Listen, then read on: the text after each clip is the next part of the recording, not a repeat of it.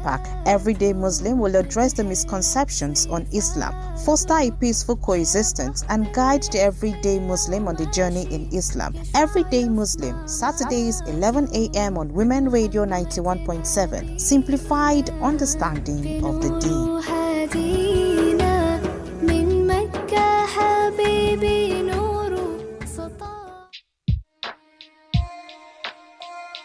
Do you know what Islam is? It's a way of life for all. It is taught in the Quran for big and small. A way of life, a way of life, a way of life, a way of life. Islam is a way of life, a beautiful way.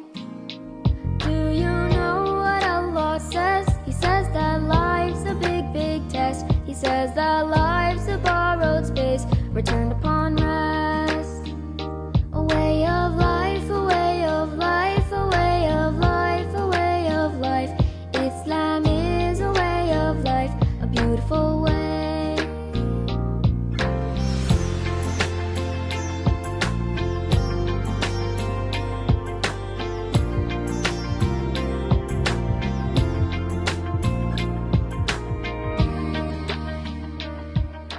Alhamdulillah Rabbil Alamin. Islam is a complete way of life and indeed a beautiful way for those who bother to learn about it and follow the dictates.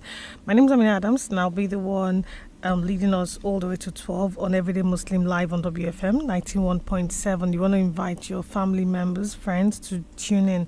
Of course, you can follow us live on WFM YouTube page. If you want to see what we look like here in the studio, we are live on WFM YouTube page. Do share the link with your diasporan family members and friends to tune in, because we're discussing something pertinent today: the silent struggles of the Muslimah. We're looking at the Muslimah's mental health. Remember last week we started this series on mental health and we kicked off with the brotherhood, right? Mentor Mo held it down for us. Today we have another awesome, outstanding person to walk us through, Hajia Shakirah Ajijola. Most of you already know her. She's a regular on the show. For those that are tuning in for the first time, meeting her for the first time, Hajia Shakirah Ajijola Mobolanle is a certified trauma counselor. She's trained in adverse childhood experiences and early trauma. She holds a certificate in child protection as well. She runs Bin Al Amal Foundation. It's a non-governmental and not-for-profit organization which provides social and economic empowerment to survivors and victims of gender-based violence and disadvantaged communities across Nigeria. She's also the lead counselor of Reignite Therapy and Counseling. This practice offers psychosocial services to individuals who have experienced one or all forms of trauma. She holds an executive member position at the African Network of Professional Counselors, and she's a graduate of ADI School of Psychotherapy and Counseling. Hajia Mobolanle is an LLP practitioner. She's a passionate gender-based violence advocate, as well as being a trained, certified emotional intelligence specialist and a global change agent. She brings a warm, collaborative approach to her work. She believes that therapeutic change is best facilitated when an individual has a sense of safety and understanding, and she utilizes research-based trauma-informed and culturally sensitive practices to effectively support her clients' mental health and wellness. She has a lot to her heart, a lot of feathers to her heart. If I keep going, that'll be the entire show, I must say. Hajia Ajijola, assalamu alaikum. Sister Shakirah. Wa alaikum salam wa barakatuh. How are you this morning? Fine, alhamdulillah. Okay, please ginger me. I need a bit of ginger. My audience says my voice is sort of tired. Maybe it is, so maybe you need to ginger me a bit more. All right, let's just get into it. Thank you for doing this with us. So for those that are just tuning in, please get your other family members to tune in. WFM 91.7 is the dial, but you can also watch us live on WFM YouTube page. This program is courtesy the Muslim Public Affairs Center. So, this space, Everyday Muslim, is where we bring honesty, compassion, and faith into conversations that deeply affect our daily lives. So across our communities, Muslim women, we play multiple roles. We're the caregivers, mothers, wife, professional, we're daughters, leaders, and nurturers. Yet, behind the strength that we display, many of us carry silent struggles, emotional exhaustion. Sometimes we're overwhelmed. There's loneliness, societal expectations, there's pressure, unreal pressure on us to be perfect, subhanallah. And sometimes we carry guilt of caring for everyone except ourselves. And that's our sad situation. So today we want to explore the life of this Muslim woman, the mental health, the emotional battles, the silent battles that we face. This invisible emotional load that we carry, that we carry throughout. From your experience, what are the most common silent struggles that you have seen women face, Muslimas especially, and why do these deeply personal challenges so often remain unspoken, or why is it hidden? What do you think? Okay. You've mentioned quite a few of them, but I think the one that stands out the most for me in most of the women that I see is usually a loss of self. Because we carry so many roles, we tend to even forget who we are as women. Right. If you ask the average maybe man, who is he would have 1,000,001 answers for you. But when you ask women, most times the first answer is, oh, I'm a wife, or I'm a mother. No, usually the first answer is silence, because we start to think, we're trying to figure out who we really are before we then come up with something to say.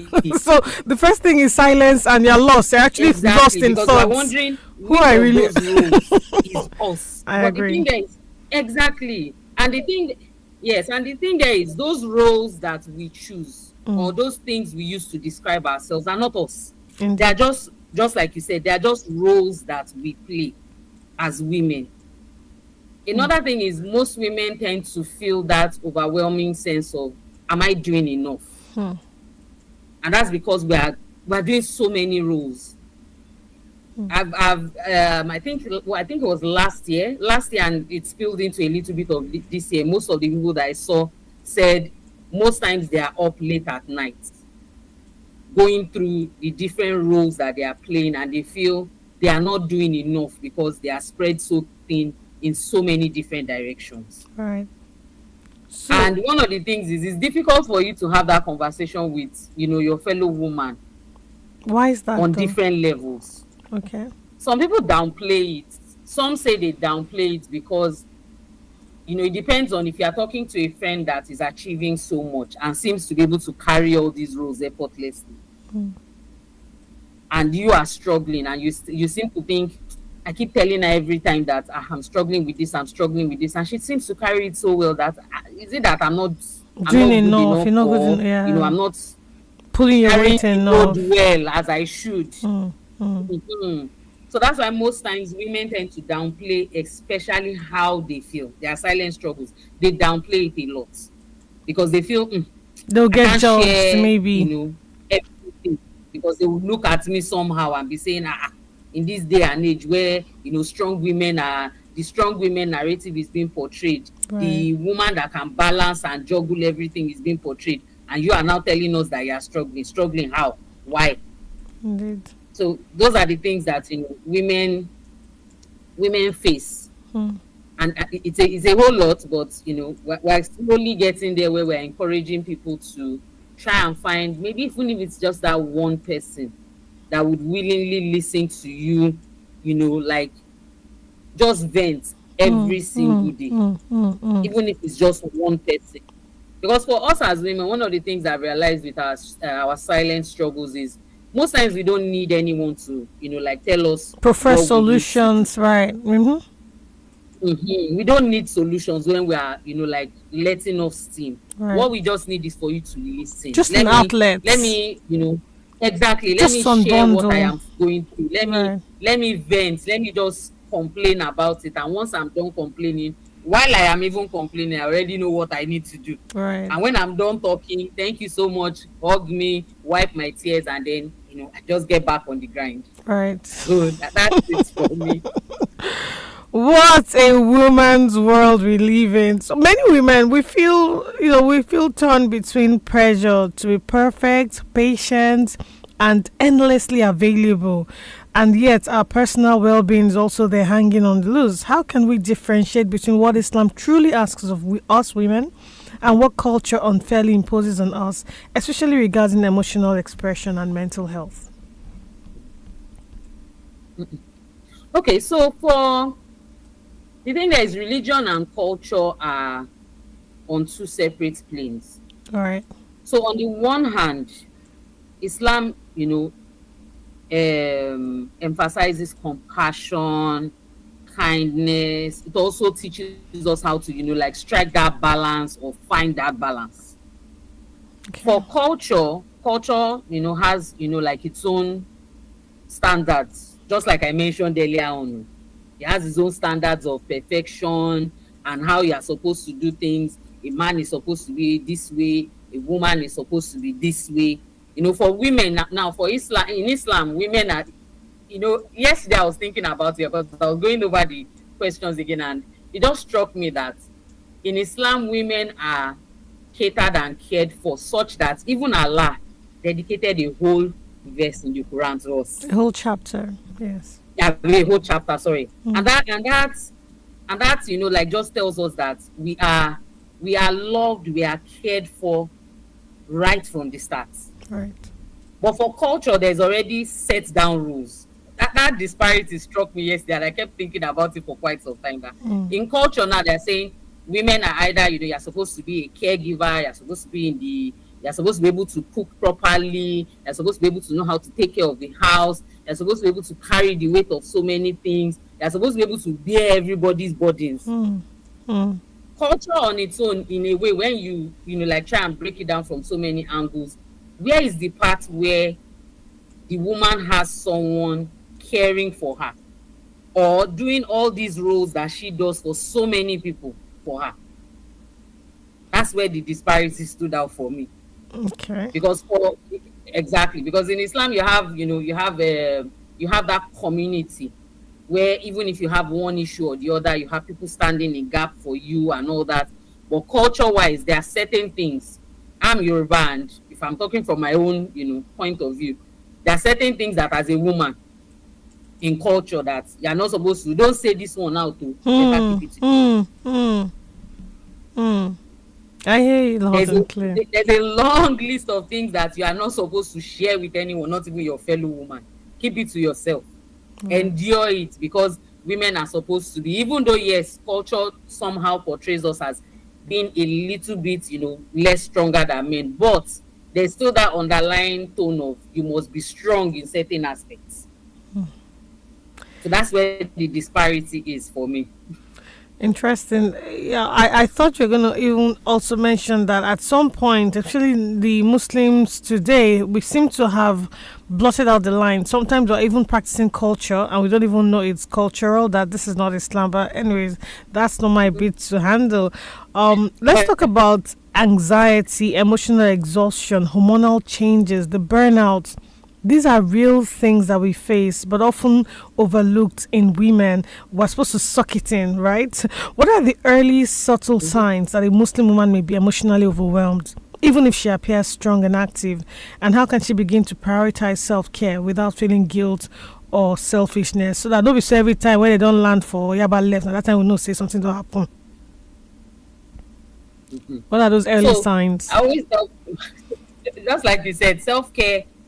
The thing with self-care is a lot of us tend to think the big things. Right. I like telling people, because even within different organizations that I volunteer or work with, people know me. When it comes to self-care, I don't pull any punches.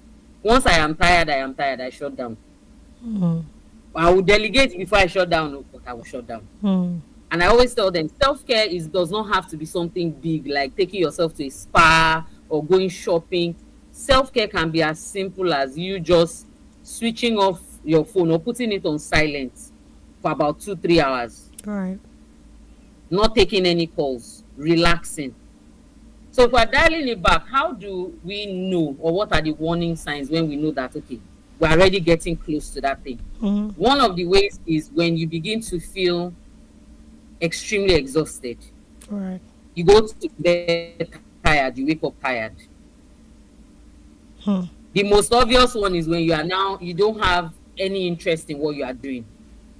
So if I'm using myself as an example now, Okay. say because I attend to a lot of clients, and majority of the time some of those clients have suicidal ideation. When I'm getting to that point where maybe someone calls me and they say, oh, there's a client that wants to end it all, and then they give me a rundown, and as they're telling me that rundown, and in my head I'm already whispering or murmuring things like so this problem is not that big now, what is it? Right. And I see that I'm already getting irritable. I'm getting irritated by the story. I cannot find that empathy that I usually have when I'm listening to people's stories, because in our own line of work, for someone to get to that point where they say, oh, they want to end it all, it means that person has gone through something we call stages of helplessness, hopelessness, and then they just feel there's nothing left again. Yeah. If I cannot find empathy within that story, it means something is wrong. The other one is, just like you said, for me, if I'm going to use myself as an example, because burnout looks different from person to person, indeed. Yeah. For me, it's when I'm getting irritable, when I see that, okay, no matter what time I go to bed, even if I go to bed very early, the next morning I'm struggling to get out of bed. I start assessing what is going wrong. Is it an underlying health issue, or is there something that I am missing? The other one is, like I mentioned now, is when I what was it I said again? When I can't dig deep and find that empathy for anyone. Little things just annoy me. Another one is, just like you said, that is mostly tied to hormones, is headaches. I usually get headaches a lot, especially when I know that I'm already beginning to stretch myself too thin. Headaches. Another one would be when this person begins to feel, how will I explain it? Okay, let me still tie it to the hormonal thing. Apart from headaches, most women tend to have breakouts, and it depends on how they break out. For some, it might just be maybe they have pimples all over their face. For some, it's just rashes. For some, it might be as bad as discolorations, acne, really bad acne. Exactly. Yeah, eczema. Sometimes Exactly. the whole face and neck is covered with all sorts of colors. Yes. Exactly. And if we're even taking it, a lot more, what's that word? If we're taking it a lot more seriously, we're even delving deep into it. One of the things that I discovered recently, or let me be saying for quite some time now, is, I think it was a post. Yes, it was I've known that for quite a while, but it was a post a friend sent to me about us as women, that when you're undergoing a lot of stress in different ways, maybe minimal stress, regular daily stress, and there's no outlet for that stress. You are not letting off that steam in any way. It gets to a point where it begins to show up as health issues, autoimmune conditions, hormonal imbalance, like you said. You have women with tummy aches that they cannot explain. You have those that, they suddenly have mood swings, and then people are wondering, is she bipolar, or do we need to get her extra help? Because the person is, you have like changes in their mood. Yeah. Today the person is extremely happy. Tomorrow the person is extremely You're sad. saying today, tomorrow, same day, one hour, and then just the next second it just flips, and you're wondering, what did I? And you that are with the person, you're wondering, what did I say? What did I do? Or was it something? Was it a message? Was it subhanallah? Yes, I can relate. I can relate. Most of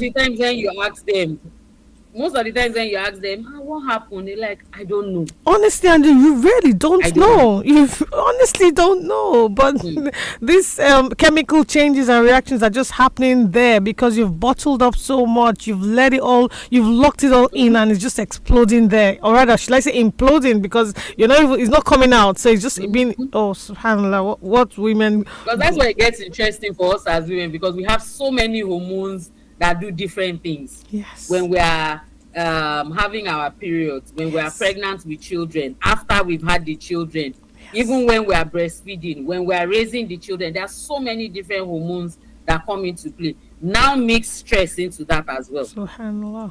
Allahu Akbar. It becomes a total reaction on its own. So that's why I always tell women that the first thing is when you start feeling tired, when you start, because tiredness and irritability are usually the first warning signs, those two first warning signs. Plus, like not being able to find that empathy for things. Those three are usually the first major warning signs. Once you start feeling extremely tired, and you know that it's not from the house chores or from carrying load for everybody, once you are feeling irritable, and then once you can't find that empathy for, you can't find that patience to do certain things. And then one other one is when things that on a good day you love doing.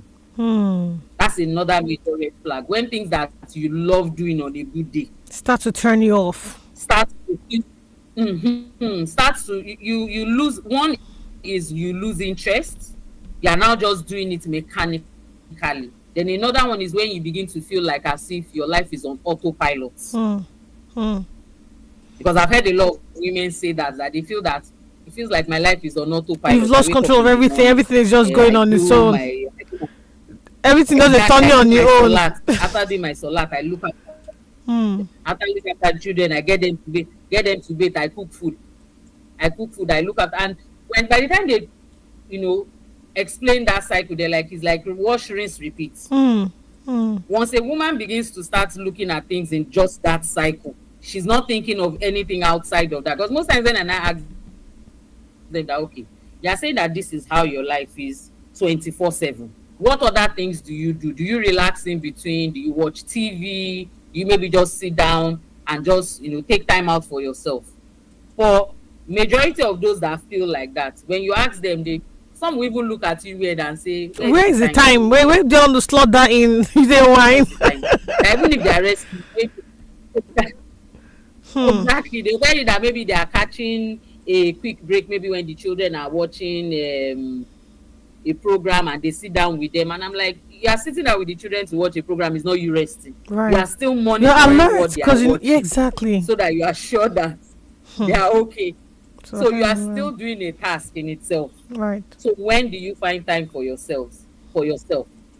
So that's those are the major warning signs for me. And like I always tell people, like I mentioned earlier on, self-care does not have to be something big. It can be as little as shutting off your phone, finding time to rest, or just even sleeping, or say maybe take a weekend off.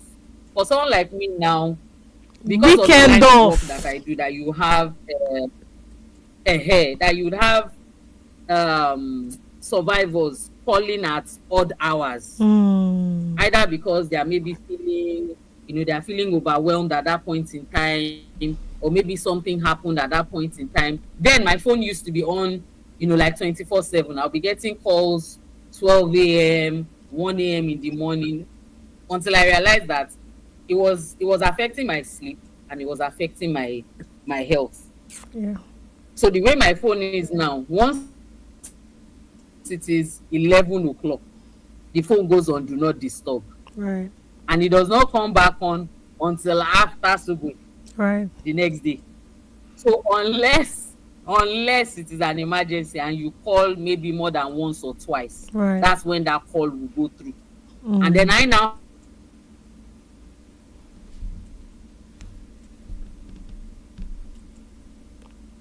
hello.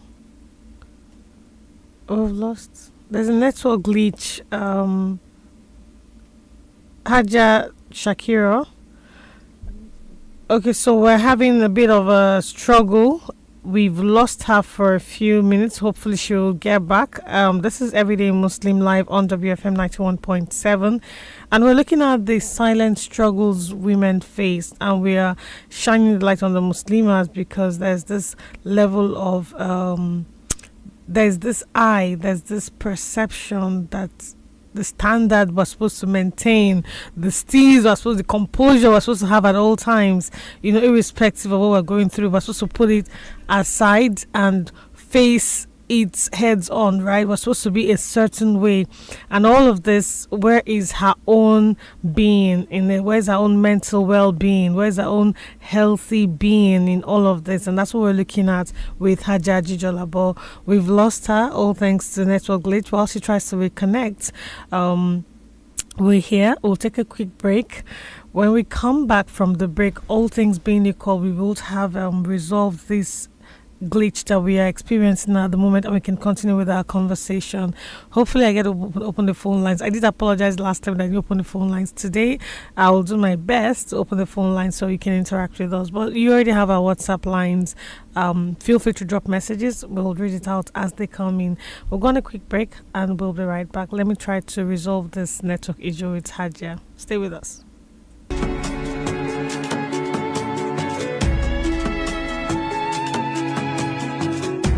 I know how it feels to lose everything, everything. Oh, I faced a wall so high above the ground. I've dreamt for hours and hours about the day when I get saved and nothing can hold me down. I will fight through all the pain. It's a journey I will make. You can try, but you will never break this heart of mine again. Sometimes it feels like freedom is far away, but I know, yes I know, I will break all the chains, yeah. Sometimes it feels like nothing will ever change, but I know, yes I know, I will break all the chains, yeah. You wanna Hajia Ajijola, are you back? Hello, sis. You're muted, sis. Assalamu alaikum. Hello. I see you're back. Sorry, I didn't know I was muted. Yes, okay, alhamdulillah. I know. Yes. I already apologize to our audience. Alhamdulillah, good to have you back. Right, so just before we got cut off, I was going to ask a question because I'm glad you mentioned something about us pregnancy and the hormones that come with it, and then post-pregnancy and all of that. Let's look at postpartum depression, issues like that, and the trauma and emotional neglect within relationships and unspoken resentments. They are rarely discussed openly. Why? Why do these deep issues, these personal struggles remain a taboo? You dare not mention it, if not you're putting your family in a bad light. How can Muslim families and communities create safe, non-judgmental spaces for us to seek help for those sensitive issues?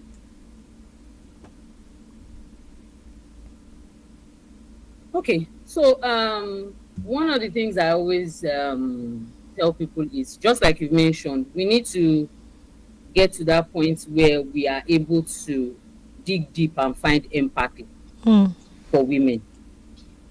Majority of the times when, just like I said, even with our fellow women, you're explaining to your fellow woman that doesn't seem to be struggling, and she's looking at you somehow, or she begins to try to downplay your struggles, and you're wondering, how do I now speak to this person, or who do I share my struggles with? Right. How do I tell anybody how I am feeling? Or you tell people how you are feeling and they're like, you that you are the strong person, that you are doing 1,000,001 that everyone is looking up to, and then you're saying tired. How are you tired? You mean that I'm trying to be like you? You're not telling me that you're falling apart on the inside. So the thing there is, just like I said, us being able to understand that women face so many things, just like you said earlier on, so many things that majority of the time, even we as women too tend to not take note of it. right? We are looking after, just like you said, we are caregivers. So basically we are looking after everybody who is looking after us.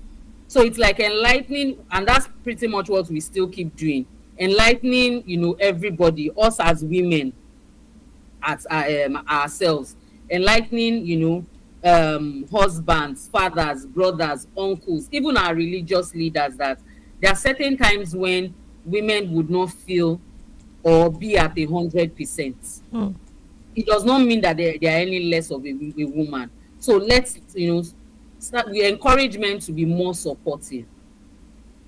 Pay attention more to the little things. Don't follow that, that line of tradition that says, oh, women are naturally temperamental. Women are naturally troublesome. Women are naturally, problematic.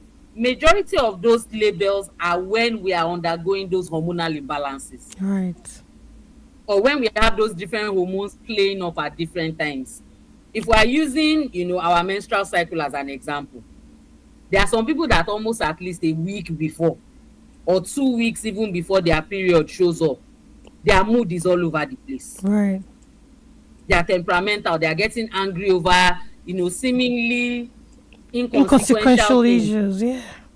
They are unable to be patient. They are crying at different, the little things. They are just crying, and you are wondering what is wrong. And truthfully, most men get frustrated, and that's because there's a lack of awareness about how women's bodies or their system works. And they're like, I don't understand though. There are some days when she'll just change. She becomes a different person, and I don't know what to do. Nothing I say is right. Nothing I say seems to, reach her. So just like I said, one of the ways to create safe spaces for women is to begin to understand that women's systems are uniquely created. How one woman reacts is not how another one will react. Right.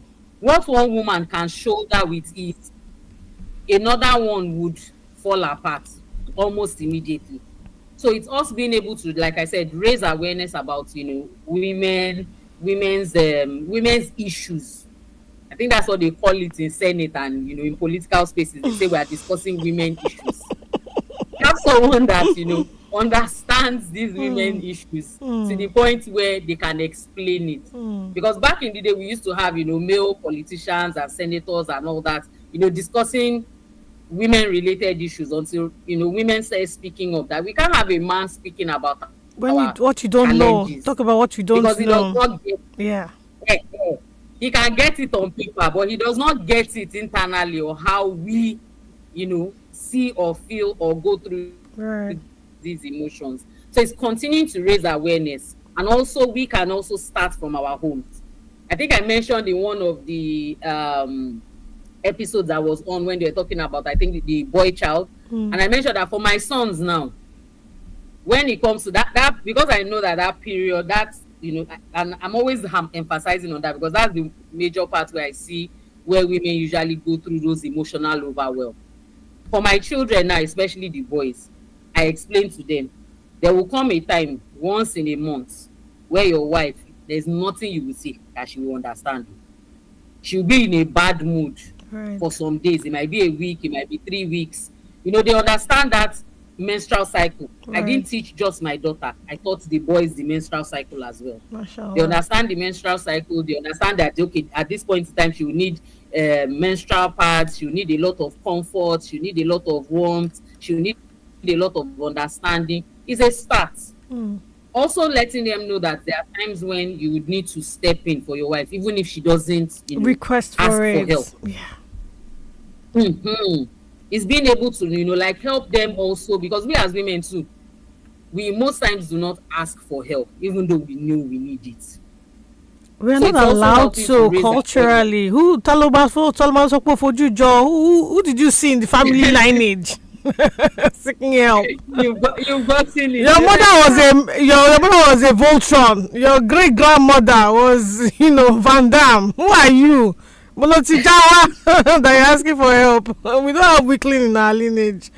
Right. And I think in addition to all that you've said, is them knowing. I think the critical thing is this thing is completely out of our control. We have zero control over it. We cannot, it's not a physical thing where I can then pinch this place and the pain stops. It's internal. I cannot Exactly. tell this hormone to move to this side and tell this chemical reaction not to happen. It's beyond us. I think that's the critical Exactly. message that needs to go There's out no there. light switch for hormones. They act on their own when they are needed, Yeah. as they are needed, and they act based on what our body is going through per time. You So know, it's just like raising awareness helps. Yes. Is one of the first steps, Right. and then also like encouraging and empowering our male children as well. right. We need to start from the house. If we don't start from the house, when they get to society, they learn what they learn. Indeed. You're right. Absolutely. Thank you so much for that. So, you know, when you spoke about us resting when you need to, I was just listening to you. You turn off your phone for 3 hours, you sleep. You know, I'm hearing all this and I'm saying, wow, the discipline and just the mental space to get into that place of not feeling guilty. Because what happens is an average woman feels guilty for prioritizing herself by resting or going for therapy or simply saying no. I need serious therapy on how to say no. Like, I'm dying, I can see that I'm dying, and just this task is coming up, and just saying no and save your health. No, I must still do that thing. So that discipline to say no when you need to. How can we Muslim women develop that healthy boundaries and start to put these things in self-compassion, while we're fulfilling our responsibilities, we know, but within, putting those critical boundaries in place? How can we get this balance? Okay, so when we're talking about healthy boundaries now, one of the things I always tell women is, if you keep saying yes all the time, you would eventually lose yourself to the point where nothing will be left. You won't have anything left to give. Because I always tell people, think of yourself as a woman. No? Think of yourself as a cup of water. Okay. And you have a room full of, people that some are thirsty, some are not thirsty. Okay. But because they just see that glass of water, maybe the first person says, "Oh, I want to drink water." And say, "Oh, yeah, drink water." The second person comes. They are not particularly thirsty, but because they saw, somebody else wants water, and say, "Can I have a sip?"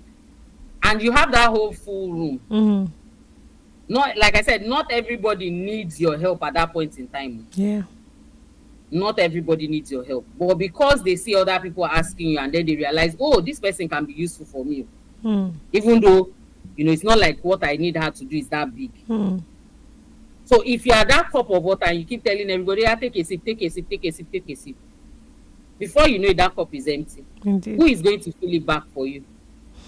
All the people that took that sip of water, how many of them are going to come back and offer you a bottle of water to fill that cup back? Or even a teaspoon. Just won't give me a teaspoon of water for a start. Exactly. Right. How many of them will come back? So I always tell you, when you say you want to build that no muscle, Right. I struggled with it too. So you are not alone. Okay. There were times when, as far back as I think maybe 2006, 2007, I was stretched in so many directions because I was saying yes to pretty much everything. I don't want to disappoint this person. Don't worry, I'll help you this. I don't want to disappoint that person. Don't worry, I'll help you this. And I realized that I was stretched thin. I was not able to do anything for even my own self. That's why when you mentioned that, my switching off my phone, it came at it wasn't easy. There were times when I would switch off the phone back. I would put it back, remove it from do not disturb. What if somebody, is this what if? No, ni long power law. What if you know ni? Is this what ifs? Until I realized that, because the first thing was I had to find a support system, a group of people that were doing pretty much almost the same thing I was doing, and understood that struggle. Right. And I was able to lean on them in times when, I felt guilty. I wanted to switch off my phone. I would call that person, that I'm feeling scared. What if, these clients that we've been talking for a week, so what if, say, auntie, off your phone. Nothing will happen to the person. And if anything happens, it is through no fault of your own, because you are already doing enough. So the first thing is be kind to yourself. Right. Go through everything that you are doing. Look for the improvements or the achievements that you have done so far. Know that you are doing enough. The second one is being kind to yourself. The third one is whether or not we like it, we have to start building that muscle to be able to say no. Right. But you need to also, like, what's that word? You need to also make peace with the fact that when you start saying no, a lot of things are going to happen. Enemies on. You're going to become the proud one. Exactly. Kilo Jamono, what is Exactly. wrong with So, you? Yes, what is even all? though, yes, I've had boundaries in place last year and this year, I had to heighten that boundary circle a little bit more, and a lot of people fell off that, that bus.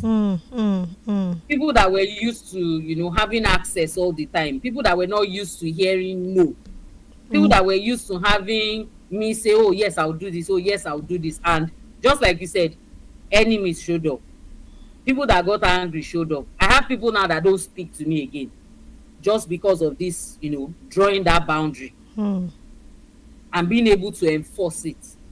And then beautifully, you would also have people that would understand and know why you are setting or putting those boundaries in place. Right. So one of the things with healthy boundaries, and as I tell people, is just start with that first no. Yes, you will feel bad though. Even me as I am now, still, there are times when I will tell people no, and I will still feel, that small pinch of guilt, like you can do it too. I know you could have just done. It won't take anything from you if you did it too. Exactly. So one of the things I've started doing, even though it gives me a measure of peace, but when I tell the people no, and they're like, but you can do, just like you said, but you can do this thing now. Right. I know you are busy, but I know you can do it. And I'm not telling you no because I can't do it. Right. I'm telling you no because I need to keep some parts of my space free. Yes. So that I can breathe. Yes. Some people understand, some people don't. But one of the things I have taken away from that lesson, like I said, last year and this year, is those that understand and those that stayed, those are my people. Of course. Those are the people that I know that when I am at 120% or when I am at minus 10%, they will be the ones that would stand in gap for me on those two occasions. Let me quickly take you back, very sorry to cut in. So you did say something, and what I got was accountability partners. How did you select? How did you know the right? You did say people in your space, people that are doing the same thing with you. So for someone, are you advising that you pick somebody like minds in terms of career, work as your accountability partner, or how do you know who should go on this journey with me? Who's the best person to help me enforce these boundaries that I'm coming up with? Hold the answer to that, because one of our, shall I say, regular customers has sent in her questions on WhatsApp, and I'll just read it so you can take it all together. So Sister Bola says, good morning, sisters. Thank you for talking about the mental health in both men and women. People think mental health as that person incoherent on the street, not knowing that we all have one or two to manage.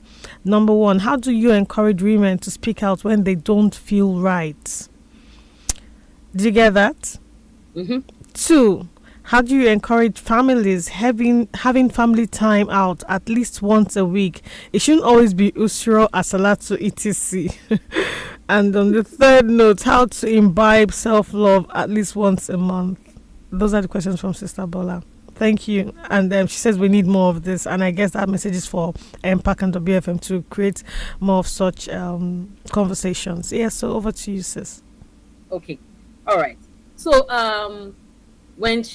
what was the first question? How do you encourage women to speak out when they don't feel right? Accountability partner, my question, then her 3 questions. So all together. Okay. So if we're taking all of it together, for building, let me even start with building, like that family timeout. Yes. Is a seed that you have to plant. You can't just wake up one morning and say, oh yeah, all of moving you forward, we're going to start having family time, family time out. Right. That nobody's going to do this or do that. It is a seed you have to start planting. Right. And it's not something that would run seamlessly, but it's a seed you start planting. You can start it as little as, we live in a digital age now. Yes. Every child or adult has a gadget. Yes. Or 2. that they are holding every time. You can start with that. Oh yeah, today or maybe 1 hour. Let all of us just, let everybody just sit down. Nobody's going to be on their gadgets. Or with the children, you can just say, oh yeah, let's step outside. Let all of us just say, of course, and that's why I said it's a seed you have to plant, because they will complain. We want to watch this thing. Oh, I'm chatting with them. Just 1 hour. Or you can start with maybe small minutes. Maybe let's say 10 minutes or 15 minutes. So yeah, let everybody go outside. Or let's all drop our phones. Right. So gradually, you now begin to build on it. And then you can do, like maybe make it into like a thing. Okay. So, Muslim families, sometimes they encourage that you do something we call family meeting. Okay. During that family meeting, you can now explain, yeah, these are the things we want to change. These are the things we think we need to do, to bond as a family. That's a start. Then for women, when you say, how do we as women, like share? I think that was the question. That yes. How do we open up? How do we speak out when we don't feel right instead of locking it in? So that in its own way also ties into, your question. Finding that right person that you will talk to, that would understand where you are coming from. Right. Understands your struggles and will not start looking at you like really.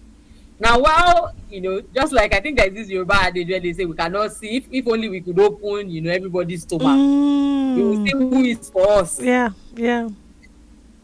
But unfortunately, we can't go around with a knife slicing people's tummies open just because we want to know what they are thinking, right, or how they see us. But the thing there is, when you go through your, just like you mentioned, it doesn't necessarily have to be somebody that is in the same field as you. Now, why did I do that in my own case? I was talking specifically about, being a therapist and also being a gender-based advocate. Yes. Those two lines of profession are unique, such that we have certain things that we experience and other people don't. Like, say you have a client that her husband is beating her, and you know that the best option for her is to leave. But you cannot advise her to leave. You cannot tell her to leave. You can only encourage and continue to offer your own non-judgmental psychosocial support until she gets to that realization. So it comes with a lot of frustration. Because you're thinking, yeah, I can imagine. Today the woman is saying, I am leaving. I'm done with this man. And then tomorrow she's blaming you. That is you, counselor, it's you. It's the way you were encouraging me and the way you were, telling me nicely. That's why I thought that's what I should do. You're the one that influenced me. So we are going through a lot. And that's why it was easier for me to pick, or select people in that space that understand how our clients' moods shift. Yeah. Or even for a therapist, you have a client that, like I said, is having suicidal ideation, and you've been able to talk the person down. You're already having sessions. The person is doing okay, and then suddenly the person is back to square one again. Right. And you're wondering what happened. How did he get to that point? So that was why I chose people for that particular block. Yeah. Now, do I have friends for different aspects? Yes, I do. Okay. How was I able to pick those people? I think it was unconscious, but now that I think about it, like I said, because I've been doing a lot of reflection this year, it was people that no matter how many times I went back to them with maybe the same problem or a particular challenge that looked exactly the same, and I kept, talking to them about it, and they didn't get angry or lash out or look at me funny. Just someone that was able to, so it became a list for me. People that were able to listen to me vent over and over again without getting angry, knowing fully well that everybody has their patience and their limits. Of course.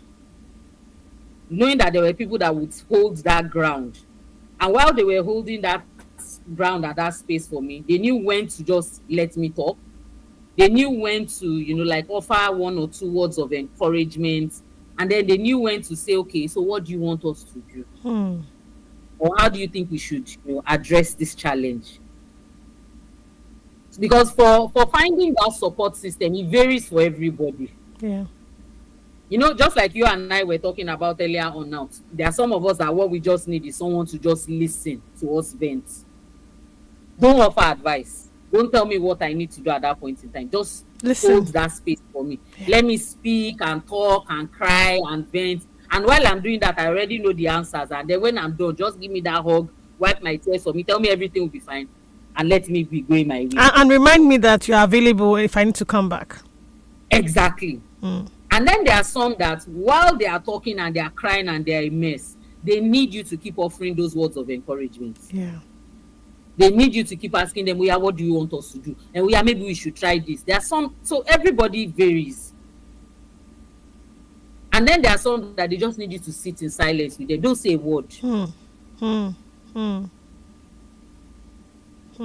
say a word. So it varies for you. So it depends on what you want or what you are looking for when you need that support and encouragement. That would guide how you would choose people in your circle. Now, what I always tell people as well is, these people are holding space for you. Make sure that you are able to hold space for them too when the time comes. Because being a support system is not a one-way street. It is a two-way street. And I think a lot of us miss that when we are saying, "Oh, I need a support system, I need a support system." You just want to be in that support system and everybody will support you. But you're not ready to That's give not how back. a support system, exactly. It's- That's not how a support system works. It's like maybe 2 or 3 or 4 individuals all together leaning on each other, because it's not every time that everybody in that group will be strong. Right. Say today 2 people are strong, 2 people are weak. It's those 2 strong that will hold the 2 weak. 1 person is strong, 3 people are weak. Or even, let's even say, for example, maybe by some fluke it happens that everybody is now weak at the same time. But because each person has stood in gap for each other at one point in time or the other, even in that our brokenness, we will still be able to Rally around each other. that small stuff. Yeah. My own problem is not as big as Sister Rukoya's problem. So yeah, let me offer my own small help. As you are offering that little help one after the other, you begin to now find those pieces together again. So a support system is a give and take thing. Yes. You cannot say you'll be the one draining your friend with talk every single day. You're calling from And Monday you're, and to you're Friday. unavailable when she needs to rant or vent. You're And not you're- exactly. That's when you're busy. That's when you have your family time. Yes, I've seen people drop out of support groups because they said they felt unseen. That they were the ones holding space for everybody. They were the ones checking in on everybody, and nobody was checking on them. And they were like, that's so. It got to a point where this person was like, she couldn't share anything with the other people in her support group, and she said she just left. She didn't tell them anything. She just stopped talking to them. Stopped talking about everything. Interesting. And that was where the challenge came. And how did she pick who she was going to let back in? Only those who reached out afterwards. Right. She just left the group. What happened? Right. He didn't talk to us again. What's going on? So she said even at that, she only picked those that remained persistent. Right. Even when she kept saying nothing was wrong, that they kept, they kept at it. That you can't just say you've been in a group for years, we all know each other, we all grew up together, and then suddenly you just say you're not interested again. There has to be something. Yeah. So for your support group, the most important thing is that person must not judge you, no matter what. You hear that line of, we listen, we don't judge. When someone is at their lowest, especially when it even comes to mental health issues, the worst thing you can do for them is to start judging. Right. Or analyzing what they are telling you, or invalidating their feelings. Someone comes to you, the person tells you they've been watching this thing, they've been watching the news, and they've been seeing so much violence and horrible things happening in the media. Yeah. And they're afraid to step out of their house. And as that person is talking, I tell him, say, are you okay? The places where those things happen, is it in your house? Does anything want to happen to you? Maybe you step out every day and you come back home. Has anything happened to you? You have more or less like invalidated that person. So it's not that the person is afraid that what is happening, in the media is going to happen where they live. It is that fear of uncertainty. Yeah. That fear of, am I safe, that person was conveying to you. So it's just to be able to tell the person that, you know that we live in a uncertain world. Eh? You just take a deep breath in, take a deep breath out, try and help the person to allay their fears. So I think the short form for me is, when you are looking for a support system, make sure that that person doesn't judge. Make sure that that person has enough empathy for both of you. And then most importantly, if you are looking for a support system, know that you are also going to play an active role in that support system, because it is a two-way street.